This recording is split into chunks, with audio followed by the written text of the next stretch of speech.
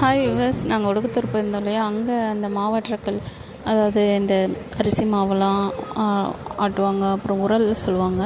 So இதில் அந்த காலத்தில் எங்கள் மாமியார்லாம் கையில் தான் செஞ்சாங்க, இதில் தான் யூஸ் பண்ணாங்கன்னு சொல்லிட்டு இருந்தாங்க. ஸோ இதிலே சட்னி அரைச்சா டேஸ்ட்டாக இருக்கும்னு சொன்னாங்க. ஸோ அதுக்கு தாங்க இதை ரெடி பண்ணிகிட்ருக்கோம். நல்லா வாஷ் பண்ணிவிட்டு அதுக்கப்புறம் பார்த்திங்கன்னா பச்சை மிளகா, உப்பு, தேங்காய், உடச்சக்கல்ல போட்டு நல்லா அரைச்சிட்டு சுட சுட இட்லி சாப்பிட்டோம். சூப்பராக இருந்ததுங்க. அதுக்கப்புறம் என் ஹஸ்பண்ட் கொஞ்ச நேரம் அவங்க கைவலிக்கு தான் ஆட்டினாங்க. அப்புறம் எனக்கு ஆசையாக இருக்குது, நான் கொஞ்சம் நேரம் ஆட்டினேன். அப்புறம் எங்கள் கூட வந்த ஆன்ட்டியும் கொஞ்சம் நேரம் ஆட்டினாங்க. இதெல்லாம் ரொம்ப ஸ்வீட் மெமரிஸுங்க. நல்லா என்ஜாய் பண்ணோம். திருவிழா பார்த்தோம், அதுக்கப்புறம் மாந்தோப்பு போனோம், முத்துக்குமரம் மலை போனோம். ஸோ எங்கள் லேண்டுக்கு போனோம். எல்லாமே சூப்பராக இருந்தது. அதெல்லாம் நெக்ஸ்ட் வீடியோவில் ஷேர் பண்ணுறேன். தொடர்ந்து நம்ம சேனலை பாருங்கள்.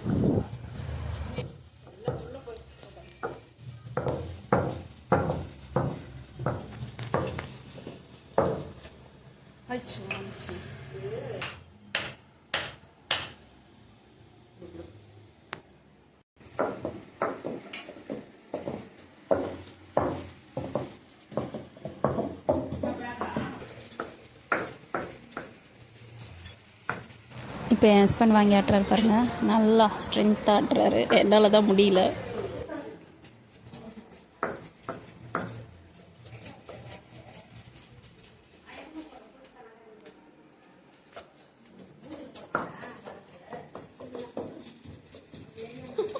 பாருங்க போட்டோ.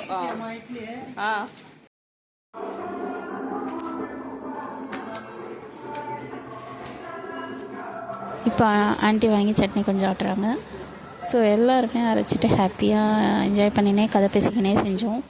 நல்ல ஒரு ஸ்ட்ரெஸ் ஃப்ரீயாக இருந்தது, நல்லாவும் இருந்தது. திருவிழா வர பாட்டு கேட்டுக்கின்னு நிறைய ஜாலியாக சொல்லிக்கின்னு கதை. இதில் எப்படி இடித்தேன் எங்கள் மாமியார் பழைய காலத்து கதையெல்லாம் சொல்லிட்டு இருந்தாங்க.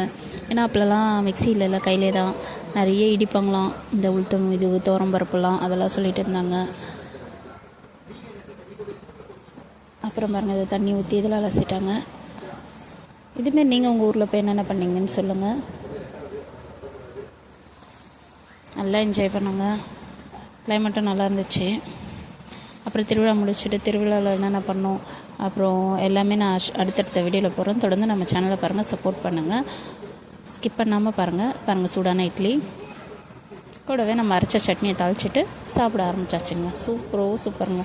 மிக்சியில் அரைக்கிட்டு இந்த கல் அரைச்சது நல்லா டேஸ்ட்டாகவே இருந்ததுங்க. அங்கே எங்களுக்கு எல்லா பொருளும் அங்கேயே இருக்குது. ஸோ நாங்கள் அதை வச்சே சமைச்சிட்டோம். இந்த வீடியோ உங்களுக்கு பிடிச்சிருந்தால் லைக் பண்ணுங்கள், ஷேர் பண்ணுங்கள், சப்ஸ்கிரைப் பண்ணுங்கள். நெக்ஸ்ட் வீடியோவில் பார்ப்போம். நன்றி மக்களே.